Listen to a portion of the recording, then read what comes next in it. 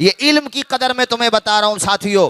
अपने बच्चों के हाथों में कलम दो। आज मेरी तकरीर का उन्वान यही है कि आधी रोटी खाएंगे मगर बच्चों को, पूरा मजमा बोले, बच्चों को ये मन बना के जाएंगे कि हम कितनी परेशानी उठा लें, फाका कर लें, मगर अपनी नस्लों को जाहिल नहीं रखेंगे। यार एजुकेशन एजुकेशन होती है, तालीम तालीम होती है। एपीजे अब्दुल कलाम को आज भारत क्यों जानता है?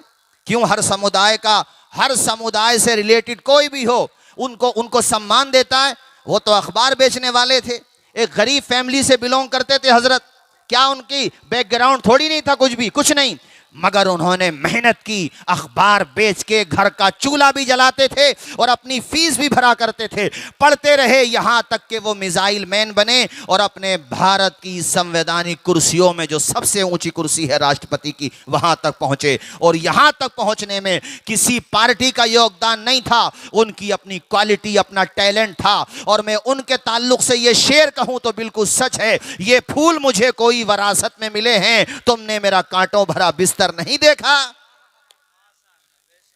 और ये बात मैं इन बच्चों के लिए भी कहूंगा, ये जो बैठे, तुम्हें आज ऐसा लग रहा होगा इनके सर पे दस्तार रखी गई, ये तो कोई आसानी से हाफिज बन गए होंगे। अरे तुम तो सो रहे होते हो, मुझे पता है दिल्ली का माहौल क्या है। 10 बजे से पहले यहाँ कोई उठता ही कहाँ है, नमाजियों के अलावा 11 बजे उठते हैं, रात में लेट सोते हैं। जब तुम सो रहे थे ना, उस वक़्त भी ये तलबा 4 बजे आज़ान फज्र से पहले उठ करके अपना सबक याद कर रहे होते थे।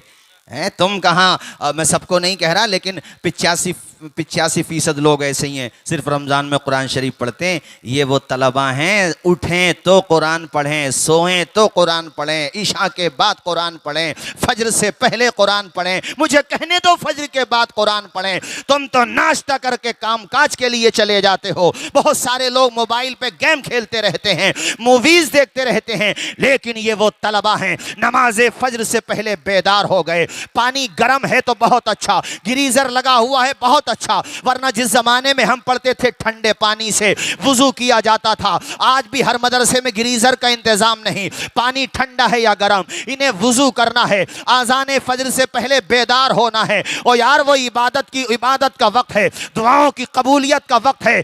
जबकि 80-80 साल, 70-70 साल के लोग अपने बिस्तरों में सो रहे हैं, मगर ये 8 साल, 10 साल, 12 साल, 13 साल के बच्चे मदारिस इस्लामिया में उठ करके वुजू करते हैं और फिर कुरान मजीद की तिलावत करते हैं। कोई सूरे फातिहा पढ़ रहा है, कोई सूरे बकरा पढ़ रहा है, कोई सूरे आले इमरान याद कर रहा है, कोई सूरे निसा पढ़ रहा है, कोई सूरे मायदा पढ़ रहा है, कोई सूरे इनाम पढ़ रहा है, कोई सूरे आराफ पढ़ रहा है, कोई सूरे अनफाल पढ़ रहा है। जहां जिसका सबक है वो याद कर रहा है। तुमने उस वक्त नाश्ता भी नहीं किया, उससे पहले पहले ये बच्चे अपना सबक सुना करके फारिग हो चुके हैं। कितनी मेहनत करता है हाफिज कुरान। आज हुफ्फाज को कुछ नजराना मिल जाए, कुछ लोगों के पेटों में दर्द होता है। उलमा अच्छे कपड़े पहन ले, अच्छा अल्लाह ताला उनको दुनिया में भी इज्जत दे, दौलत दे दे, कुछ लोगों को तकलीफ होती है, इन्हें क्या जरूरत है? ओ यार तुम्हें इनकी मेहनत नजर नहीं आती। अपनी माँ का आंचल छोड़ना आसान नहीं होता, बाप का साया छोड़ना आसान नहीं होता। 8 दिन अपने माँ बाप से दूर रह करके देखो। लेकिन हम पढ़े हैं मदरसों में, बकरा ईद के मौके पे घर से आए, अब रबियुल अव्वल पे जाना है, बास तलबा रबियुल अव्वल पे जाए, अब शाबान में जाना है। मैंने कितने तलबा को देखा है, खुदा की कसम, वो आते हैं, कब आते हैं? वो शव्वाल में, यानी रमजान के बाद जो पहला महीना शव्वाल आया, उसके बाद वो शाबान में जाते हैं। 10 महीने तक अपनी माँ के आंचल से दूर रहते हैं, बाप के साय से दूर रहते हैं। क्या करते हैं? तुम तो खेल तमाशों में लगे रहते हो, मगर वो मदरसे की 4 दीवारी में बैठ के खाना मिला तब भी, ना मिला तब भी, नाश्ता मिला तब भी, ना मिला तब भी काल अल्लाह पढ़ रहे हैं, काल रसूल पढ़ रहे हैं। इस उम्मत को उरूज की तरफ ले जाने की प्लानिंग कर रहे हैं। इस उम्मत में दराई खराबियों को दूर कैसे किया जाए। कितने तलबा को मैंने देखा, कपड़े फेंके नहीं मगर वो मेहनत कर रहे हैं, ओढ़ने को उनके पास लिबास नहीं, मगर इस्लाम ने उनको इतनी इज्जत दी। आज हम तुम्हारे सामने तकरीर कर रहे हैं, खुदा की कसम इसमें हमारा कोई कमाल नहीं, ये मदरसों की खाक छानने का कमाल है, मदरसों की देन है, आपकी मोहब्बत है। मेरे भाइयों, मैं आपको बताना चाहता हूं, इल्म इंसान को कलंदर बना देता है, इल्म इंसान को इज्जत देता है। दौलत का क्या है, जब तक चमत्कार है तब तक नमस्कार है। आदमी मर गया बाद में औलाद, ईसाले सवाब भी कर जाए तो बड़ी बात है यार। जीते जी अपने बाप की कदर नहीं करते, बाद मरने के ईसाले सवाब क्या करेंगे। दौलत का मामला तब तक है जब तक तुम जिंदा हो, बाद में तुम्हें कोई पूछने वाला नहीं। अपने दिल्ली की बात करो, खिलजियों का दौर रहा, मुगलों का दौर रहा, कितने शासक, इस्लामी शासक, मुसलमान शासक भी रहे, तकरीबन 800 या 900 साल तक इक़्तिदार रहा। तुम मुझे चंद नाम ही बता दो, अकबर, हुमायूं, जहांगीर, आलमगीर, चंद नामों के अलावा तुम्हें नाम याद नहीं होंगे। क्या वजह है? वो चले गए, नाम मिट गया, उनका चर्चा खत्म हो गया। आजादी के बाद से भी कितने लोग राष्ट्रपति रहे, पीएम रहे, सीएम रहे, तुम्हें सिर्फ चंद नाम याद होंगे। 77 सालों में कितने लोगों ने इक़्तिदार की कुर्सी हासिल की, तुम्हें नाम याद नहीं होगा। 77 साल के लोगों का नाम भूल गए, लेकिन 812 साल हो गए, गरीब नवाज का नाम बच्चे बच्चे को याद है, महबूब इलाही का नाम बच्चे बच्चे को याद है, मखदूम सिमनानी का नाम बच्चे बच्चे को याद है। यार इनका नाम जिंदा क्यों है? बात ये है, ये मुस्तफ़ा की मोहब्बत के लिए जीते रहे, प्यारे नबी के इल्म के लिए जीते रहे। दो मिसरे पढ़ के बात आगे बढ़ाऊंगा। दामने मुस्तफ़ा से जो लिपटा यगाना हो गया, जिसके हुजूर हो गए उसका जमाना हो गया। बात ये, नारा मत लगाओ यार, वक्त आपकी मोहब्बत है मगर सुनो तेजी के साथ। ओ यार इल्म की तरफ आओ, अपने बच्चों के हाथों में कलम दो। मैं ये चाहता हूं तुम्हारे बच्चे आईएएस बने, आईपीएस बने, अल्लाह करे तुम्हारे बच्चे सुप्रीम कोर्ट के एडवोकेट बने। महमूद पराचा साहब से मेरी मुलाकात हुई, अपने सुप्रीम कोर्ट के एडवोकेट हैं। उन्होंने मुझसे कहा लोगों में एजुकेशन का शौक पैदा करो, उनके हाथों में कलम देने का जज्बा पैदा करो। मैं हैदराबाद गया, ओवैसी साहब ने बुलाया, मैंने उनके भी काम देखे। अली मशरफ जायसी साहब के पास गया, जितने भी मैं बड़े बड़े लोगों के पास गया, बुद्धिजीवियों के पास गया, उन्होंने कहा मौलाना स्पीचेस दे दे हो, लोगों में एजुकेशन का जज्बा पैदा करो। जब तक हमारी नस्लों के हाथों में कलम नहीं आएगा, इनका मुस्तकबिल रोशन नहीं हो सकता, इनका फ्यूचर सक्सेस नहीं हो सकता। दौलत की बुनियाद पे आपको तरक्की नहीं मिलेगी, अगर तरक्की मिलेगी तो एजुकेशन की बुनियाद पर मिलेगी। क्योंकि जब तक जहालत में रहोगे, अंधेरों में रहोगे, और जिस दिन इल्म में आ जाओगे, उजालों में आ जाओगे, और उजाले में चलने वाला कभी ठोकर नहीं खाता है, ठोकर वही खाता है जो अंधेरों में चला करता है। आज मेरी कौम के पास एजुकेशन नाम से क्या है मुझे बताओ? हमारे कितने लोग हैं जो आईएएस बने, आईपीएस बने? ना हमारे पास दीनी इल्म है, ना हमारे पास दुनियावी इल्म है। और साहिबो इल्म हासिल करो, मेहनत करो, कोशिश करो, शुरू ही से अपने बच्चों को एक विजन दो, एक टारगेट दो कि बच्चों तुम्हें पढ़ना है, मेहनत करना है। उनको बुरी आदतों से दूर रखो, खासतौर पर मोबाइल से दूर रखो, उनके ऊपर नजर रखो और उन पे पूरा फोकस करो, अच्छे संस्कार दो, बचपन ही से उन्हें नमाजी बनाओ, मुस्तफ़ा का आशिक बनाओ, बचपन ही से उन्हें समझा दो बेटा तुम्हारी कमाई हमें नहीं चाहिए, तुम हमें 10,000 ना दो, 2,000 दो, मगर रोजाना अपनी पेशानी खुदा की बारगाह में झुका करके दिखा दो। अगर पेरेंट्स इस तरफ तवज्जो देंगे, माँ बाप इस तरफ तवज्जो देंगे, तो हमारी आने वाली नस्लें कुतुबुद्दीन बख्तियार काकी की गुलाम बनती हुई नजर आएंगी, महबूब इलाही के कदम पे चलती हुई नजर आएंगी। यार तू अदब तो करके देख, मुस्तफ़ा की चौखट पे तो आके देख। अल्लामा इकबाल की रूह आज भी तुझे पुकार रही है कि मोहम्मद से वफा तूने तो हम तेरे हैं, ये जहां चीज है क्या लोहो कलम तेरे।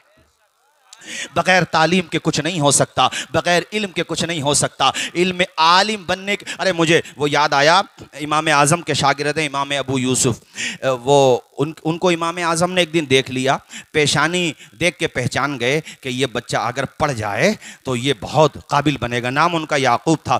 कहने लगे याकूब पढ़ने आया करो। कहने लगे हज़रत घर का खर्चा मेरी कमाई से चलता, मेरी अम्मी से बात कर लें। इमाम आज़म पहुँच गए, कहने लगे बूढ़ी औरत तेरा बेटा बड़ा ज़हीन है, इसकी पेशानी पे तकद्दुस की लकीरें हैं, बड़ी फतानत है इसके अंदर, अगर तूने इसे पढ़ने दिया ना बड़ा नाम रोशन करेगा, दीन का भी नाम रोशन करेगा, ए औरत तेरा भी नाम रोशन करेगा, पढ़ने दिया। कहने लगी हजरत मेरे घर का खर्चा तो इसी की कमाई से चलता है।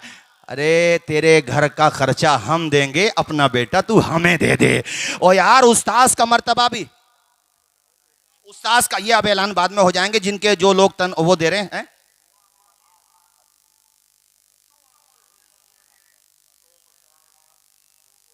माशाल्लाह माशाल्लाह, तशरीफ लाए हमारे पाशा साहब।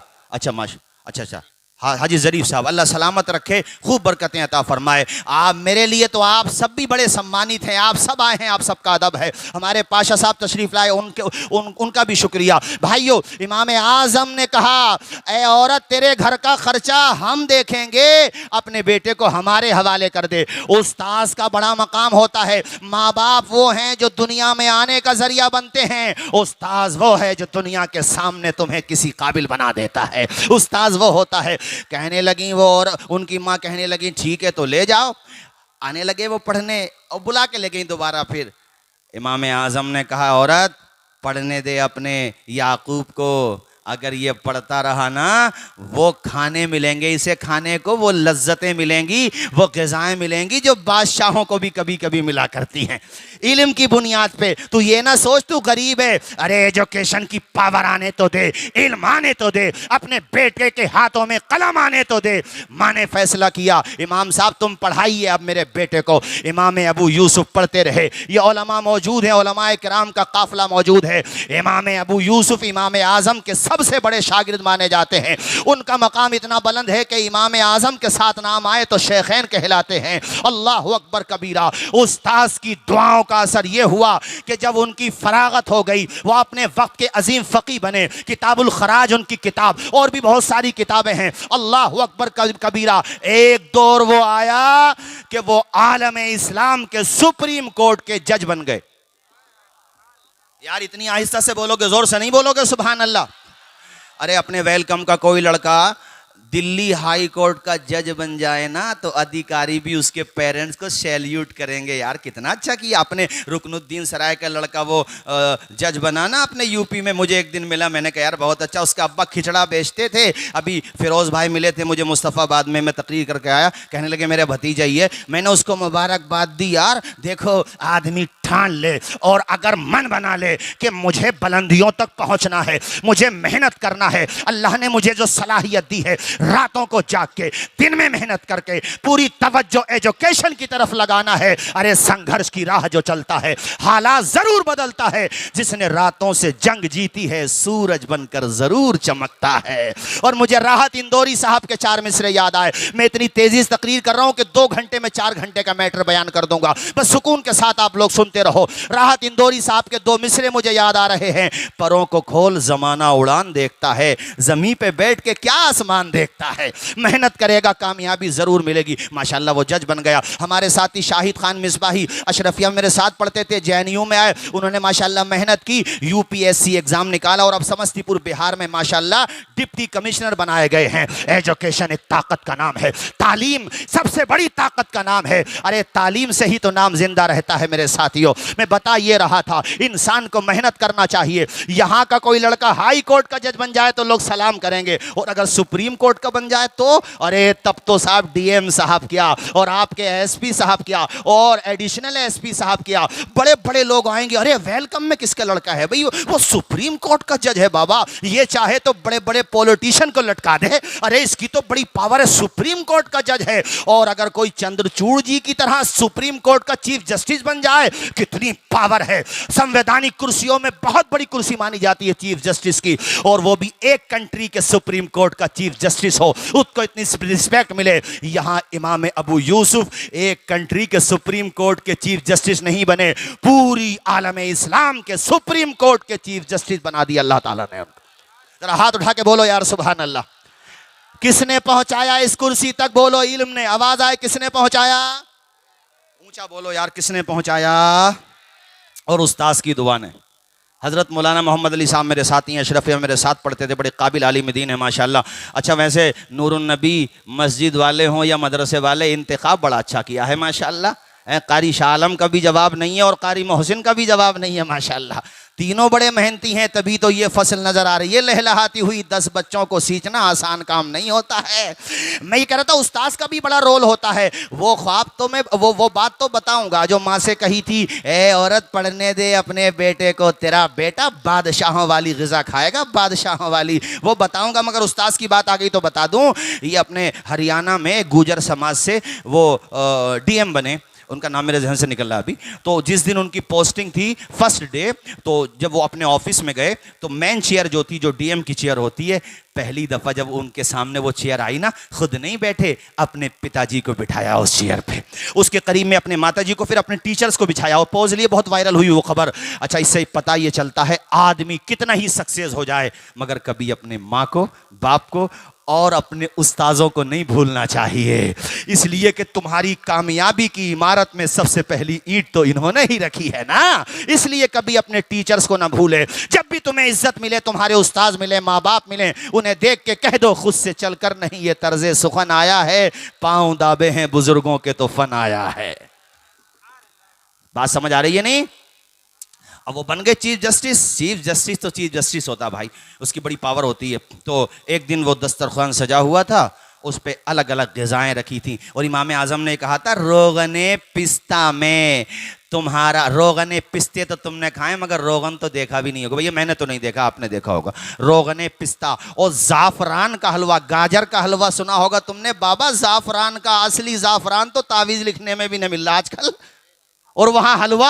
इमाम आजम कह रहे जाफरान का हलवा खाएगा बूढ़ी औरत तेरा बेटा। और वो दिन आ गया, इतिहास बदला, वक्त ने करवट ली। संघर्ष के बाद जब कामयाबी मिली और वो सामने रखी हुई है ग़िज़ाएं जो इमाम साहब ने, इमाम आज़म अबू हनीफा रहमहुल्लाह ने फरमाई थी, वो ग़िज़ाएं रखी हैं।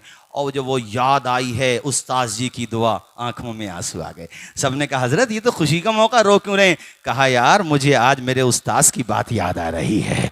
मेरे उस्ताद ने कहा था मेरी माँ से, और उनकी दुआ पूरी हो गई और अल्लाह ने मुझे कितनी इज्जत दी है, चीफ जस्टिस भी बना दिया। और मेरे उस्ताद ने जो कहा था वो आज मेरी निगाहों के सामने रखा हूँ। मैं चल के बोलो जरा जोर से सुभान अल्लाह। इसलिए तुम्हारा मन बना रहा हूँ मैं कि तालीम की तरफ ध्यान दो, किताबों से मोहब्बत करो, लाइब्रेरी जाया करो, किताबें खरीदा करो। अगर तुमसे उर्दू पढ़ना नहीं आती तो पहली बात तो उर्दू भी पढ़ो। यार उर्दू तो बड़ी मीठी जबान है, उर्दू है जिसका नाम हम ही जानते हैं दा, सारे जहां में धूम हमारी ज़बान की है। उर्दू भी पढ़ो, उम्र की कोई बात नहीं होती, पढ़ने वाला पढ़े तो किसी उम्र में पढ़ सकता है। अच्छा नहीं आती तो हिंदी में पढ़ो, लेकिन किताबें ज़्यादा पढ़ा करो और अपना वक्त मोबाइल पर ज़्यादा ज़ाय मत किया करो। वैसे मोबाइल पर भी अगर पढ़ना है तो गूगल पे आप किसी भी टॉपिक पे पढ़ सकते हैं, मगर शूर भी होना चाहिए कौन सी बात लेना है कौन सी छोड़ देना है। बहरहाल किताबें खरीद के पढ़ा करो। ऐसे वाकयात भी मिलते हैं, किताबों से इतनी मोहब्बत थी। इमाम मोहम्मद फरमाते थे मैं किताबों का इतना मुताला करता हूं कि एक किताब, एक फन की किताब से जब दिल भर जाता है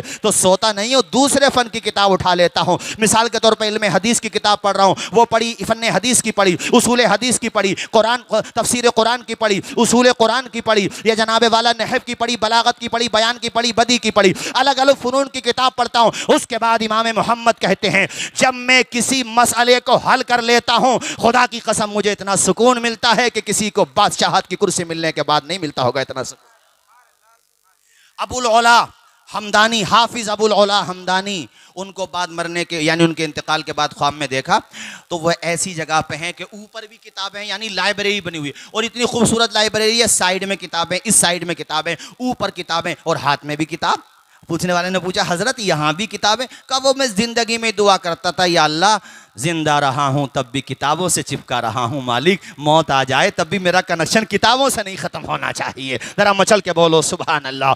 जब तक तुम किताबें पढ़ते थे दुनिया में तुम्हारी धाक थी, दुनिया तुम्हें इज्जत देती थी।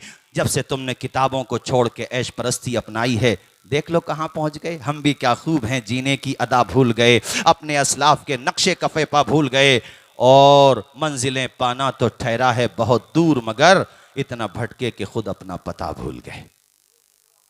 मेरी बातें समझ में आ रही हैं आप लोगों के? सबके बोलिए। पढ़ाएंगे बच्चों को तो बार बार नहीं, ये हाथ उठाना ज्यादा सही भी नहीं होता है। चलो बगैर हाथ उठाए बता दो कि आधी रोटी खाएंगे बच्चों को। ये जो खड़े हैं ये भी बोल दें और जो बैठे हैं ये भी बोल दें, आधी रोटी खाएंगे बच्चों को। बोलो बच्चों को, और जोर से बोलो बच्चों को। एपीजे अब्दुल कलाम के कई सेंटेंस इतने ज़बरदस्त हैं। उन्होंने कहा कि सूरज की तरह अगर जलना चाहते हो, नहीं सूरज की तरह अगर चमकना चाहते हो तो सूरज की तरह जलना भी सीखो। जब सूरज की तरह जलोगे तो सूरज की तरह चमकोगे। एक जगह कहते हैं कि ख्वाब वो नहीं है जो इंसान सोते हुए देखता है, ख्वाब तो वो है जो इंसान को सोने ही नहीं देता है। सूरज की तरह चमकने का ख्वाब है तो फिर जलना भी सीख। सूरज की तरह, सूरज जैसा बनना है तो सूरज जैसा जलना होगा। नदियों सा आदर पाना है तो पर्वत छोड़ निकलना होगा। हम आदम के बेटे हैं, क्यों सोचें रास्ता सरल होगा। कुछ ज्यादा वक्त लगेगा पर संघर्ष जरूर सफल होगा। हर एक संकट का हल होगा, वो आज नहीं तो कल होगा। और कुछ किए बिना ही जय जयकार नहीं होती, मेहनत करने वालों की कभी हार, जोर से बोलो कभी हार। अब चूंकि शब बारात भी है इसलिए इस मुबारक मौके पे तौबा के हवाले से भी कुछ गुफ्तगू ज़रूर करूँगा। ख़त्म कर दें तकरीर और बोलें, ज़रा बताएं आप लोग आए और बोलें। नींद तो नहीं आ रही है आप लोगों को? बड़ी मुबारक रात है। मैंने शुरू में एक जुमला कहा था, कुछ नहीं पता आइंदा साल हमें मिले या फिर हम कब्र में जाकर के मिल जाएं, कुछ नहीं पता। मैंने एक साल को कह दिया सन 2025 तक, हालांकि इतना लंबा मुझे नहीं कहना चाहिए था। एक बुजुर्ग ने अपने मुरीदों से ये सवाल किया था कि मुरीदों ये बताओ मौत और ज़िंदगी में कितना डिस्टेंस है। तो एक मुरीद खड़े हुए, वो पीर भी लाजवाब थे, मुरीदीन भी लाजवाब थे। उन्होंने कहा हज़रत मौत और ज़िंदगी में मैं तो बस इतना फासला समझता हूँ, फजर की नमाज़ पढ़ ली, अब ये नहीं पता ज़ोहर की नमाज़ मिलेगी या उससे पहले मेरा अपना जनाजा पढ़ा दिया जाएगा। और मैंने सन 2025 तक की बात कर दी। और वो कह रहे हैं कि फजर की नमाज़ पढ़ ली, ज़ोहर का नहीं। हज़रत ने फरमाया कई घंटे की क्या ज़मानत है भाई तुम्हारे पास, मतलब फजर की पढ़ के ज़ोहर तक के लिए कह रहे हो। दूसरे ने कहा हज़रत मैं तो ज़ोहर पढ़ता हूँ असर का नहीं पता। तीसरे ने कहा असर पढ़ता हूँ मगरिब का नहीं पता। एक ने कहा मगरिब पढ़ता हूँ इशा तक का नहीं पता। हज़रत ने कहा तुम्हारे जवाबात सही नहीं है बेटा, इतनी लंबी ज़िंदगी नहीं है जो कई कई घंटे तक तुम डिस्टेंस बना दो मौत और ज़िंदगी में। एक मुरीद खड़े हुए, उनका जवाब सबसे अच्छा था। उन्होंने कहा हज़रत मैं तो मौत और ज़िंदगी में सिर्फ इतना फासला समझता हूँ, नमाज की नीयत बांध ली, अब ये नहीं पता सलाम फेरने का मौका मिलेगा या, पूरा मजमा बोले, या नहीं मिलेगा। हज़रत ने कहा तुम्हारा जवाब सबसे अच्छा, मगर वो नहीं है जो मैं सुनना चाह रहा था। सबकी ज़बानें खामोश हो गईं। सब ने कहा हज़रत फिर आप ही बताइए मौत और ज़िंदगी में कितना डिस्टेंस है, मौत और ज़िंदगी में कितना फ़ासला है। हज़रत ने फरमाया बेटा मौत और ज़िंदगी में सिर्फ इतना फ़ासला है, एक तरफ को सलाम फेरा, अब ये नहीं पता दूसरी तरफ सलाम फेरने का मौका मिलेगा कि नहीं मिलेगा। इतने करीब है तुमसे मौत, हम सबसे मौत। कितने लोग हैं रात में हमसे बातें करते हुए सोए थे, सुबह को कॉल आई, अटैक आया, वो जाने वाला चला गया। कितने लोग थे जो एक हफ्ता पहले तुम्हारे साथ मुस्कुरा रहे थे मगर आज हमारे दरमियान नहीं रहे। इसलिए साहिबो आज बड़ा अच्छा मौका है तौबा करके यहाँ से जाना। शैतान बहकाता है बुढ़ापे में तौबा कर लेंगे। इमाम गज़ाली से भी ये सवाल हुआ था कि हज़रत बुढ़ापे में भी तो तौबा कबूल हो जाती है। आपने फरमाया शैतान के वसवसे में ना आओ, बुढ़ापा यकीनी नहीं होता, मौत यकीनी होती है। क्या पता तुम्हें बुढ़ापे से पहले ही मौत आ जाए तो क्या करोगे। और तुमने देखे होंगे जवानों के जनाजे, कितने जवानों के भेजे जमीन पे बिखरे हुए मिलते हैं मेरे साथियों। कुछ नहीं पता जिंदगी का, मौत आ जाती है जहां घर नहीं होता, बहुतों को तो कफन तक भी मयस्सर नहीं होता। ओ जवानों अगर शराब तुमने पी है तो आज बड़ा अच्छा मौका है तौबा करके जाओ, क्योंकि शराब की वबा भी मुसलमानों में बड़ी तेजी के साथ फैल रही है। बड़े अफसोस के साथ ये कहना पड़ता है, जो कौम मुस्तफ़ा की मोहब्बत का जाम पीने आई थी आज वो शराब पी के नालियों में पड़ी हुई है, गंदगियों में पड़ी हुई है। अरे बहनें जवान हैं, शादी कौन करेगा अगर तुम अपनी आदतें बिगाड़ लोगे। तो अपने बूढ़े माँ बाप का सहारा किसको बनाओगे अगर तुम अपनी आदतें बिगाड़ लोगे। कोई शराब में चला गया, कोई जुए में चला गया, कैसी कैसी आदतें पड़ गई। ऐसे जुआरी भी बहुत पैदा हो रहे हैं। हदीस में हमारे नबी फरमाते हैं कि तुम जिन चीजों से जुआ खेलते हो ऐसा है गोया कि तुम्हारे हाथ खिंजीर के खून से रंगे हुए। और शराब जैसा गुनाह आज मौका है तौबा करके जाना। अल्लाह पाक फरमाता है मुझे मेरी इज्जत की कसम, जो जितनी शराब पिएगा उसे उतनी ही मिकदार में जहन्नम की शराब पे और जहन्नम की पीप पिलाऊंगा, जहन्नम की पीप। तौबा तौबा, कितना बड़ा गुनाह है। उम्मुल खबाइस सारे गुनाहों की जड़ का नाम शराब है। और मुझे बड़े अफसोस के साथ कहना पड़ता है कि मुस्लिम समाज में शराब पनप रही है। और पहले तो वो शराब से नशा करते थे, अब तो वो जक्शन का नशा, टेबलेट का नशा, पता नहीं कैसा कैसा नशा। हमारे नबी ने फरमाया क़यामत के करीब लोग शराब को नाम बदल के पिएंगे, यानी नाम चेंज कर देंगे। जैसे भाई क्या पीते हो? हम शराब थोड़ी पीते हैं हजरत, हम तो बियर पीते हैं। वो नादान जिससे अक्ल गायब हो जाए और तेरा दिमाग काम करना बंद कर दे, नशा हो जाए, वो शराब ही के हुक्म में तो है। हुजूर ने बड़ी सख्त वईद इरशाद फरमाई, कहते हैं ये लोग जमीन में धंसा दिए जाएंगे, एक दौर ऐसा आएगा इनके चेहरे मस्त कर दिए जाएंगे, बंदरों की शक्ल में तब्दील कर दिए जाएंगे। ऐसा दौर भी आने वाला है। शराब के जाम से दूर हो जाओ। और तुम्हारा कोई भाई अगर गलत सोसाइटी में जाकर के शराब पीने लगा, बिठा करके समझाओ। ये ना सोचा रहे बिगड़ गया, सही है, ये निमट गया, ये मत सोचो, वो तुम्हारा भाई है यार, उसको समझाओ, प्यार से मोहब्बत से समझाओ, उसे मस्जिदों में लेकर के आओ, अच्छी सोसाइटी में लेकर के आओ। ये अल्लामा ज़हबी ने किताबुल कबाइर में एक हिकायत लिखी है कि एक कफन चोर था। वो कफन चुराता था तो एक दिन वो एक कब्र पे पहुंचा, उसने कब्र खोदी, बरगे हटाए, और जैसे उसने कफन खींचा, मैयत का चेहरा इतना भयानक था कि खिंजीर की शक्ल में हो चुका था। तौबा तौबा, खिंजीर की शक्ल में, माज़अल्लाह। और ये भागने लगा, देख के डर गया बहुत ज्यादा, और उसको अजाब भी हो रहा था। आवाज आती है गैब से, ये जाने वाले, ये तो जान ले कि इसको ये अजाब क्यों हो रहा है। बताया गया कि ये शराब पीता था और बगैर तौबा किए मर गया, इसलिए अजाब हो रहा है। और बात मैं मुकम्मल करूं, अल्लाह ताला ने जहां ये फरमाया कि कोई शराब पीता है, जितनी पीता है उतनी पीप पिलाई जाएगी, वहां अल्लाह पाक फरमाता है अगर कोई तौबा कर लेगा तो मैं उसे हौज़े कौसर का जाम पिलाऊंगा। जरा मचल के बोलो सुभान अल्लाह। आज से अच्छा मौका कब मिलेगा तौबा करने का मेरे साथियों? तौबा कर लो, आज बड़ा अच्छा मौका है। नूर खजरा से दिल जगमगा लीजिए, अपना सीना मदीना बना लीजिए। जो भी देखे वो शैदा नबी का कहे, अपना किरदार ऐसा बना लीजिए। अच्छा, कितनी बुरी चीज है शराब। शराब पी के लोग नालियों में पड़े हुए हैं, बताओ। और नालियों में पड़े हुए, मुंह खुला हुआ, बताओ क्या कुछ नहीं जाता होगा उनके मुंह में। और वो नालियों में भी ऐसे, मतलब इस तरीके से क्या बोलूं, क्या लफ्ज बोलूं, वो ये समझते हैं नैनीताल के झरने में नहा रहे हैं। मतलब उनको पता ही नहीं है, अकल खत्म हो गई। और कुरान ने तो शराब को नापाक कहा है, और नाली का पानी भी नापाक है, गंदा। अब नापाक में क्यों तो जाएगा? उसे कितना सुकून मिल रहा है वहां पर, उसे यही नहीं पता। अरे कितनी जगह तो मैंने देखा, डॉग जो होते हैं, डॉग, अरे मैं इंग्लिश का वर्ड ही बोल दूं, थोड़ा जरा गैर मुनासिब है, चूंकि क्या पता कौन मीडिया वाला कहाँ चिपका दे इस लफ्ज को भी। बड़े समझदार हो यार, है सोशल मीडिया पे नजर रखते हो। इंशाअल्लाह अल्लाह ताला रिहाई अता फरमाएगा। जरा जोर से बोलो आमीन। मालिक परवदिगार आज की इस मुबारक शब की बरकत से हमारे जो बेगुनाह पसे जिंदा हैं, मालिक उन सब की रिहाई के सामान अता फरमा दे।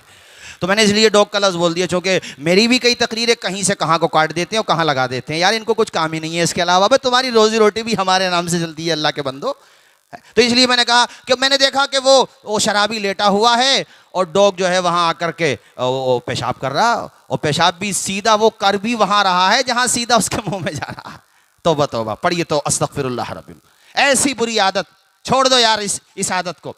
इसको क्या, इसके लिए इंग्लिश में क्या लफ्ज़ बोलते हैं यार, वो नशेड़िए जो होते हैं, ये बीमारी जक्शन वाला, और वो बिल्कुल खाली ब्लड सब सूख गया। और देखो भाई, गुटखा खाना ये हराम के दर्जे में तो नहीं आएगा, चूंकि वो तो शराब का मसला दूसरा है, इसका दूसरा है, मगर सेहत के लिए बहुत हानिकारक है। इसलिए देखो मैं कहता हूँ गुटखा उटका भी मत खाओ। ये गुटखा खाने से ना मुंह का साइज कम हो जाता है, और उस पे गुटके के पैकेट पे लिखा हुआ होता है इसको अपनी जिम्मेदारी पे खाएं, ये खाना सेहत के लिए हानिकारक है। तो मैं गवर्नमेंट से भी कहता हूं कि भैया आप परमिशन क्यों दे रहे हो यार, ये क्या बात हो गई, हानिकारक भी है, परमिशन भी दे रहे हो, मत दो परमिशन गुटके की भी, चूंकि इससे सेहतें ख़राब हो रही हैं। कितने लोगों को कैंसर हो गया, बचो यार। ये सब तंबाकू चीज़, ये सब चीज़ें हमें तो सही लगती नहीं, हम तो सीधी सीधी बात बता रहे हैं। क्यों खा रहे हो? इससे सेहत और ख़राब हो रही है। अगर खाना ही है तो फिर कम से कम ताकतवर चीज़ें खाओ जिससे तुम्हारी सेहत बने।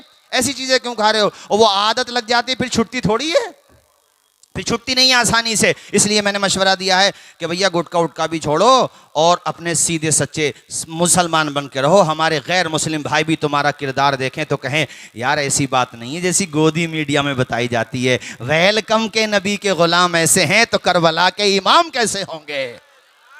सच्चे अच्छे कारोबार करो तो बिल्कुल शुद्ध सच बोल करके, झूठ मत बोलो, बेईमानी मत करो और मतलब धोखेबाजी ना करो।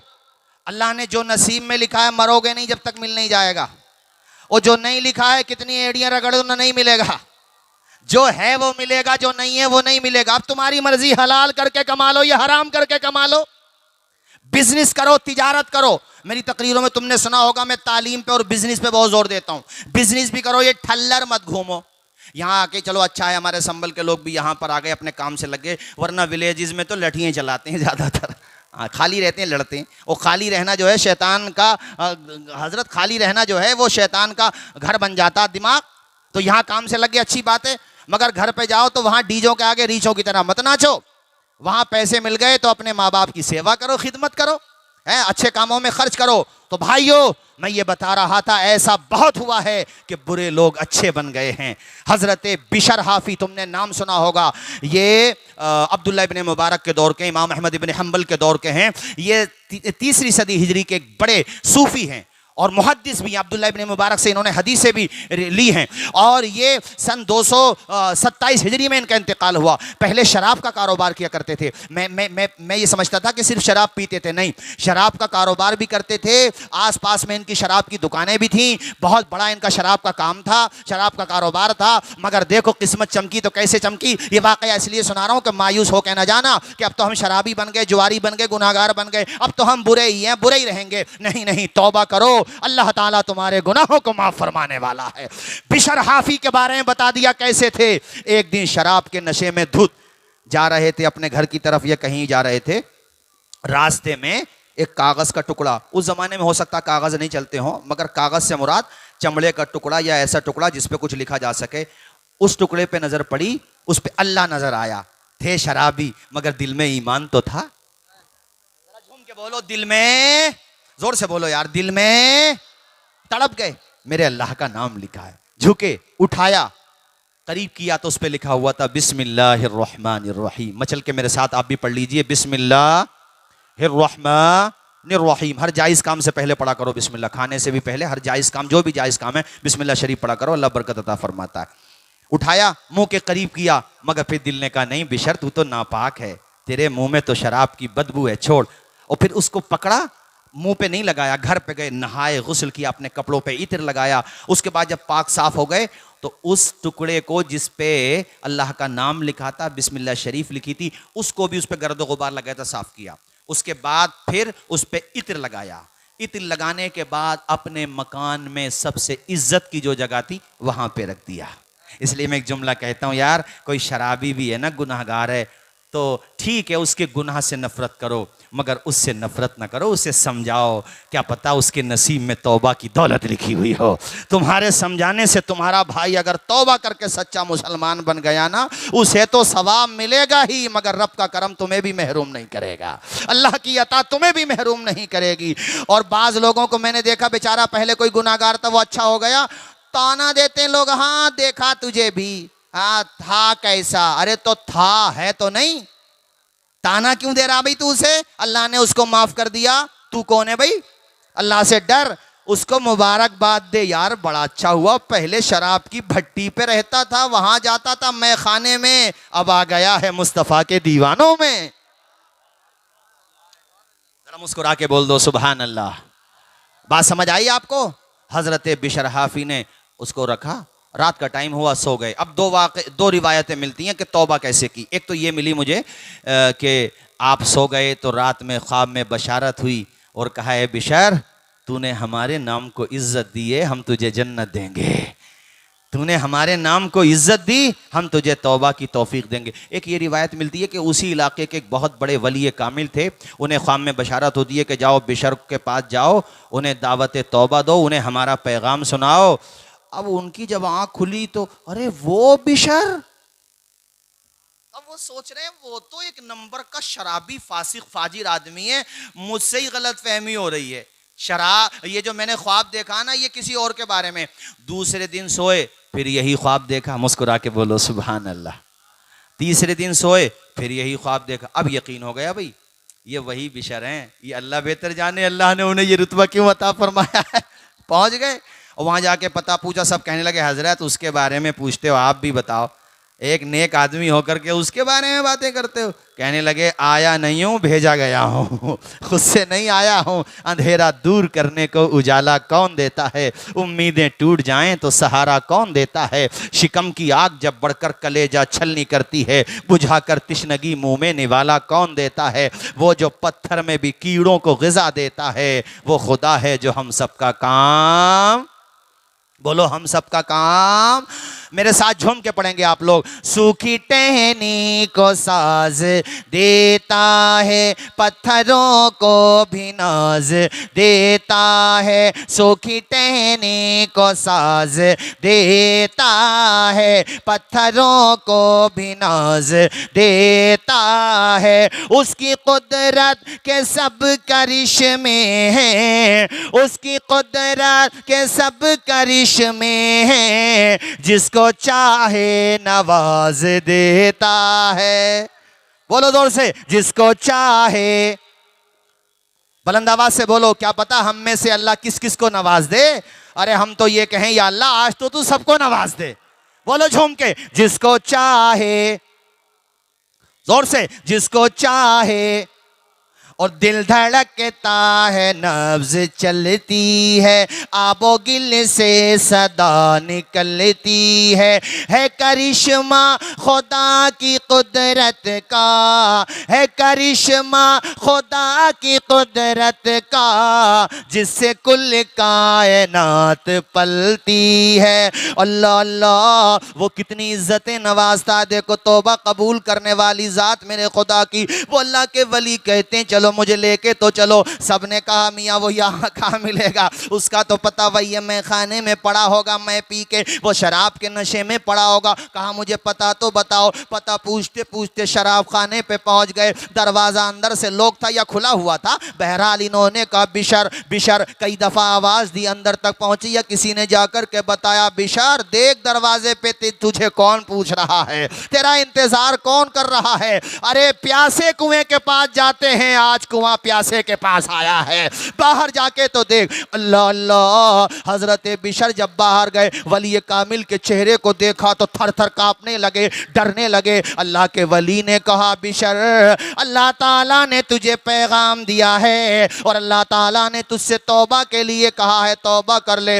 अल्लाह का नाम सुना तो आंखों से आंसू निकल गए। मुझ गुनाहगार, मैं गुनाहगार शराबी, कितना गुनाहगार इसियां श्यार, मगर यार अब तेरा कितना करम, तूने मुझे इज्जत दी। ऐ लोगो, अल्लाह के नाम को उन्होंने इज्जत दी थी, इसीलिए मैं कहता हूँ छोटी नेकी को भी छोटा ना समझो। अगर तुम रास्ते से गुजर रहे हो, तुमने तकलीफ दे चीज कोई देखी, एक तरफ उठा करके रख दो। तुमने किसी यतीम बच्चे को देखा, सर पे हाथ रख दो। तुमने किसी बेवा को देखा, उसकी खामोशी से मदद कर दो। किसी कमजोर के काम आ जाओ। तुमने कहीं पे इश्तिहार लगा, वैसे इश्तिहार के मामले में मैंने तकरीरों में कहा है, ये नालियों के किनारे पे जो लगा देते हैं पोस्टर, या रमज़ान के पोस्टर, जलसों के पोस्टर, ये नालियों के किनारे पे नहीं लगने चाहिए। पहली बात तो जलसा जिसको सुनना है व्हाट्सएप के ज़रिए उसको इनवाइट करो, और अगर इश्तिहार बन रहा तो मसाजिद में, मदारिस में, ऐसी जगहों पे लगाओ जो उसकी तौहीन ना हो। मैंने देखा पोस्टर ईद मिलादुन्नबी के लगेंगे या ईद बकरीद की मुबारकबाद के लगेंगे तो ऐसी जगहों पर लगे रहते हैं, जब बारिश पड़ जाती है तो वो माज़अल्लाह गंदी नालियों की नज़र हो जाते हैं। इसके लिए अगरचे तुम्हारी नीयत तौहीन की नहीं है, मगर गैर शूरी तौर पर यह बेहुरमती हो रही है, इसलिए बीच में मैंने ये बात कह दी। मैं ये कह रहा था क्या पता अल्लाह ताला कौन सी नेकी को बख्शिश का जरिया बना दे। ऐ लोगो, अब मैं तुम्हें तेजी के साथ बताता चलूं। हजरत बिशर हाफी ने सच्चे दिल से तौबा की, और ऐसी तौबा की, ऐसी तौबा की, ऐसे आबिदो जाहिद बने, ऐसे वली कामिल बने कि आसमान विलायत पे बदरे मुनीर बन के चमके, और अल्लाह अल्लाह इतना अजीम मकाम हासिल किया, मुस्तजाबुद्दावात बन गए कि इमाम अहमद इब्ने हम्बल जैसा मुहद्दिस उनके पास दुआ कराने के लिए आता था। जरा जोर से बोल दो यार, जोर से। तो तौबा करके तुम नहीं बन सकते हो सच्चे मुसलमान, बोलो। अरे बन सकते हो कि नहीं बन सकते हो नेक? इमाम अहमद इब्ने हम्बल, एक दिन उनके शागिर्दों ने कह दिया, हजरत आप तो खुद मुहद्दिस हैं और आप जाते हैं? इमाम अहमद इब्ने हम्बल को आप क्या समझते हैं भाइयों? हैं, वक्त के हुक्मरान से टकरा गए थे अकेले, कोड़े मरवाता था रोजाना। मुसलमान बादशाह था, वो भी गुमराह हो गया था, नाम का मुसलमान था। खल्क़ कुरान का मैटर उस वक्त चल रहा था, अकीदा गुमराहियत का फैला रहा था। इमाम अहमद इब्ने हम्बल तने तनहा खड़े होकर कोड़े लगवाता था रोजाना। एक दिन इतनी जोर जोर से कोड़े मारे कि आपका तहबंद शरीफ खुलने लगा, बेसतरी होने लगी, सतर खुलने वाला था। अल्लाह की बारगाह में रोक के कहा, मालिक तेरे कुरान की हिफाजत के लिए ही तो खड़ा हूँ, या अल्लाह तू मेरी इज्जत की हिफाजत फरमा। गैब से एक हाथ जाहिर हुआ और हजरत इमाम इब्ने हम्बल, इमाम अहमद इब्ने हम्बल की पर्दापोशी मेरे रब ने फरमा दी। इमाम अहमद इब्ने हम्बल के दिल से निकल गए जुमले, कहा है जालिम हुक्मरान, तू मुझे कोड़े लगवा के जुल्म करके ये समझता है कि मैं हक से फिर जाऊंगा? हुसैन का गुलाम हूं, गर्दन कटवा दूंगा मगर हक का दामन नहीं छोड़ूंगा।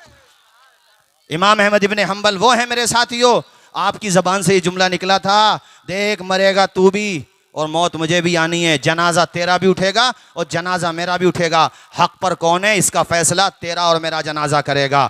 और तारीख गवाह है, इमाम अहमद इब्ने हम्बल का जब इंतकाल हुआ था ना भाइयों, उस ज़माने में जबकि व्हाट्सएप, नेट, अखबार कुछ भी नहीं था, उस ज़माने में आपके जनाजे में 5 लाख मुसलमानों ने शिरकत की थी मेरे साथियों। उस ज़माने में, बल्कि और भी ज़्यादा, गैर मुस्लिमों में भी इतना असर पड़ा था कि कितने गैर मुस्लिम आपका जनाजा देख करके इस्लाम कबूल करके मुसलमान हो गए थे। उसका नाम इमाम अहमद इब्ने हम्बल है। यार तुम्हें मेरे साथियों किस तरह से इस्लाम को फैलाया है हमारे बुजुर्गों ने। मुजद्दिद अल-फ़सानी जिनका मज़ार यहाँ सरहंद शरीफ में है, अकबर ने उसमें ग्वालियर के किले में बंद करा दिया था इनको।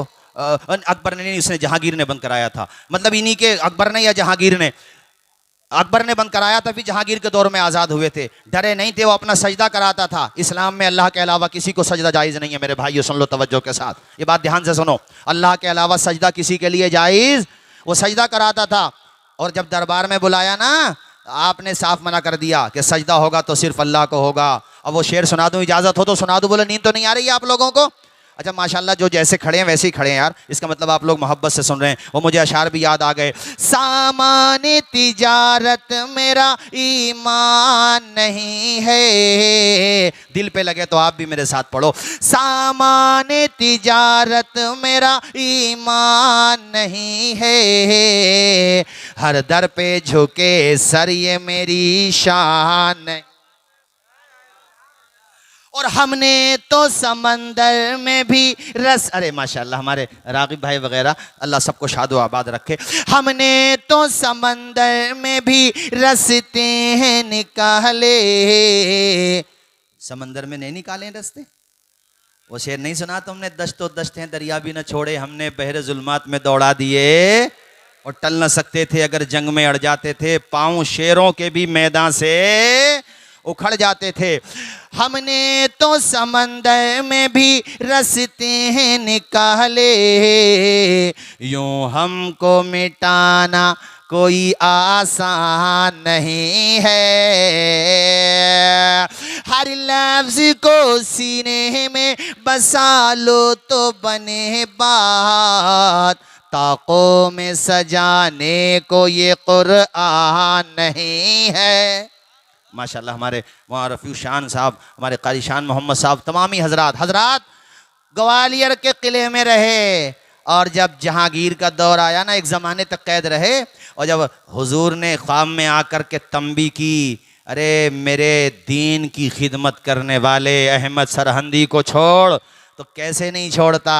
परवाना भेजा ना तो मुजद्दिद अल-फ़सानी ने कहा, तन्हा नहीं निकलूंगा, जितने कैदी हैं सब निकलेंगे। जरा जोर से बोलो, क्या कहा? सब। और वो जब खतायात कहें, अच्छा माशाल्लाह मामू साहब बैठो हमारे, माशाल्लाह अल्लाह शाद आबाद रखे, कहने लगे कि अरे भाई सब कैसे नहीं, बड़े बड़े क्रिमिनल वांटेड तो सब ग्वालियर के किले में ही बंद हैं और तुम सबको कैसे निकाल दें? आपने फरमाया वो तेरी और तेरे बाप की जेल थी जिसमें गुनाहगार बंद थे, अब ये फारूक अहमद सरहंदी की जेल है, यहाँ सब तौबा करके सच्चे मुसलमान बन चुके हैं। अब पढ़ दो वो शेर के निगाहे वली में वो तासीर देखी, बदलती हजारों की, आवाज आए बदलती हजारों की हाँ, तो अब वो इमाम अहमद इब्ने हम्बल जो मैंने तुम्हें थोड़ा सा तारुफ कराया, बिशर हाफी के पास जाते थे दुआ कराने। अब समझ लो कितना अल्लाह ने रुतबा अता फरमाया बिशर हाफी को। मारूफ करखी के हवाले से अल्लामा मोहम्मद अली साहब, अल्लामा जौज़ी ने किताब लिखी अरबी में, तो उसमें बड़ी शानदार किताब है। इब्ने जौज़ी का नाम मैंने इसलिए लिया कि सुबह को कोई तबसरा ना करे कि यार मौलाना क्या बयान कर रहे थे, क्योंकि मैं जो भी बोल रहा हूँ पूरे सबूत के साथ। अल्लामा इब्ने जौज़ी का नाम ही इतना बड़ा है कि खुद समझ जाएंगे कि वो कितने बड़े नक्कात थे, और वो बयान कर रहे हैं मारूफ करखी और बिशर हाफी के हालात। वो कहते हैं कई बुज़ुर्गों ने ख्वाब में देखा कि बिशर हाफी जन्नत में बैठे हुए हैं, दस्तरखान रखा हुआ है, जन्नत की ग़िज़ाएं हैं, एक फरिश्ता खिलाने की चीज़ें दे रहा है और एक फरिश्ता पिलाने की चीज़ें दे रहा है। ज़रा झूम के बोलो सुभान अल्लाह। एक फरिश्ता खिलाने पे लगा है और एक फरिश्ता पिलाने पे। या अल्लाह ये कौन है? आवाज़ आई है बिशर हाफी है, जब से तौबा की भर के पेट खाने ही नहीं खाया इसने। अच्छा, हाफी अरबी में कहते हैं नंगे पांव रहने वाले को। आपने जब तौबा कर ली ना, फिर आप चप्पले भी नहीं पहनते थे, जूते नहीं, नंगे पांव चलते थे। उनका तकवा था, पहनना नाजायज नहीं है, मगर उनकी परहेजगारी थी। उनसे पूछा हजरत आप क्यों नहीं पहनते? कहने लगे कुरान ने कहा, अल्लाह पाक कुरान में फरमाता ना वल अर्ज़ा फरशनाहा, सही पढ़ी आयत मैंने, वल अर्ज़ा फरशनाहा। अल्लाह कहता हमने जमीन को बिछोना बनाया।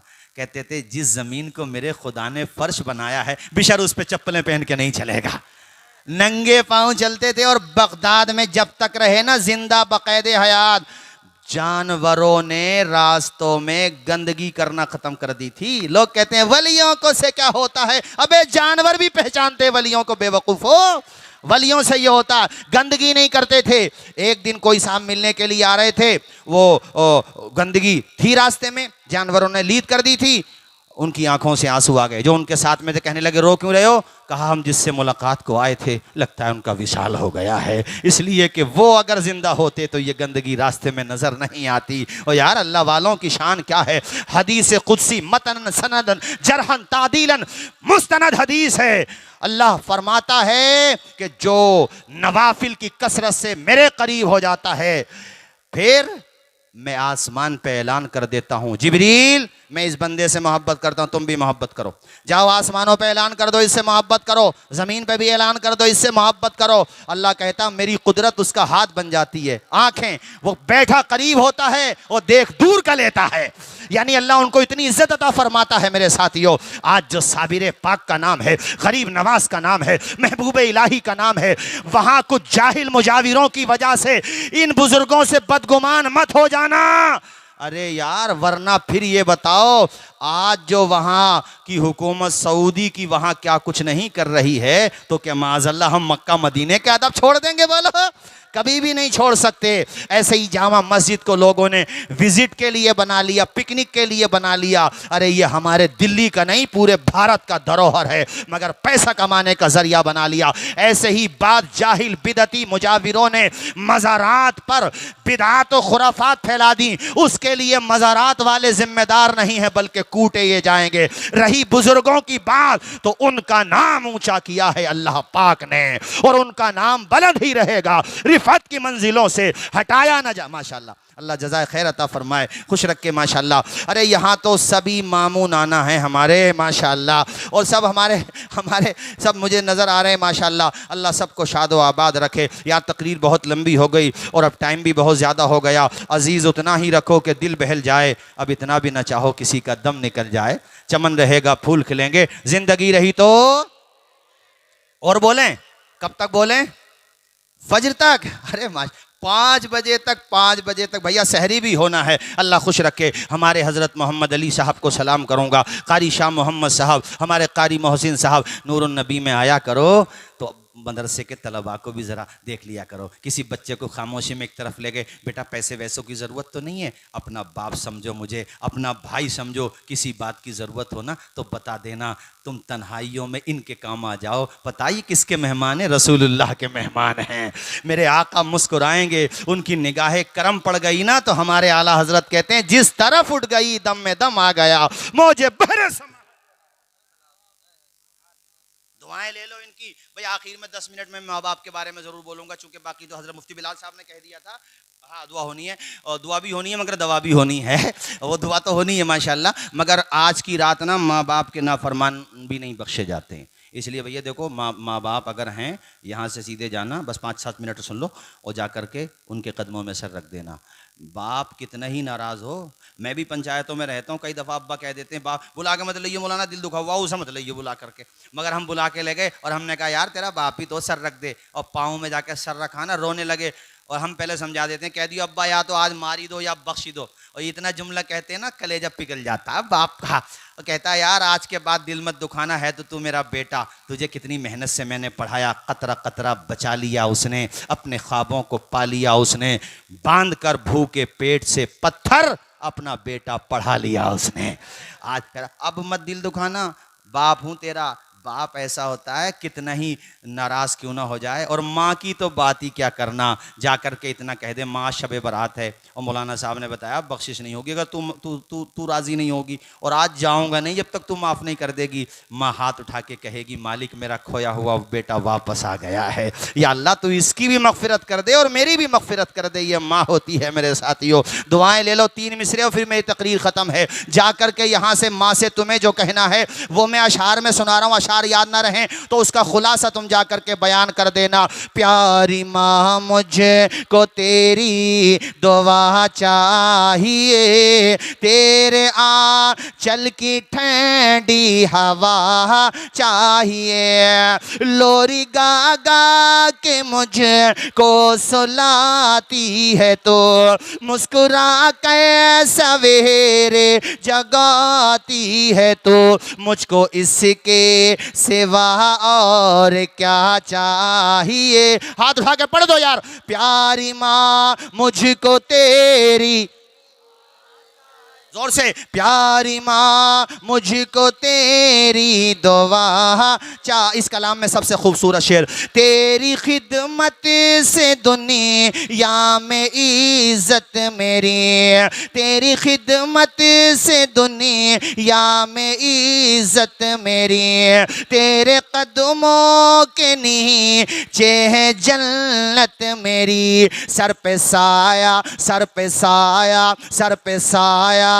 तेरा उम्र भर चाहिए। बोलो प्यारी माँ, पूरा मजमा पढ़ दे। प्यारी माँ मुझको तेरी, जोर से, प्यारी माँ मुझको तेरी दुआ चाहिए, तेरी ममता के सहारे, बड़ा खूबसूरत शेर है, तेरी ममता के सहारे मैं फूलूं फलों, थाम के तेरी उंगली में बढ़ता चलो, बस तेरे प्यार का आसरा चाहिए। बोलो प्यारी माँ।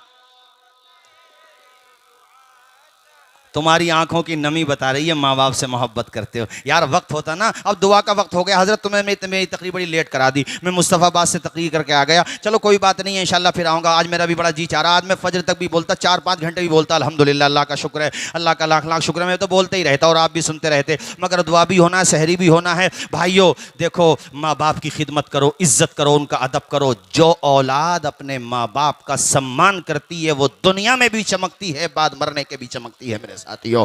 और मुझे मुनव्वर राना साहब के 4 मिसरे याद आ रहे हैं, ये तो जरूर सुनाऊंगा। मेरी तकरीरों में तुमने सुने होंगे यूट्यूब पे, जब भी मैं माँ बाप के बारे में बोलता हूँ तो ये अशार तो जरूर पढ़ता हूँ कि हमारे कुछ गुनाहों की सजा भी साथ चलती है, अब हम तन्हा नहीं चलते, दवा भी साथ चलती है। अभी जिंदा है माँ मेरी, मुझे कुछ भी नहीं होगा, अभी जिंदा है माँ मेरी, मुझे कुछ भी नहीं होगा। मैं घर से जब निकलता हूँ दुआ भी साथ चलती।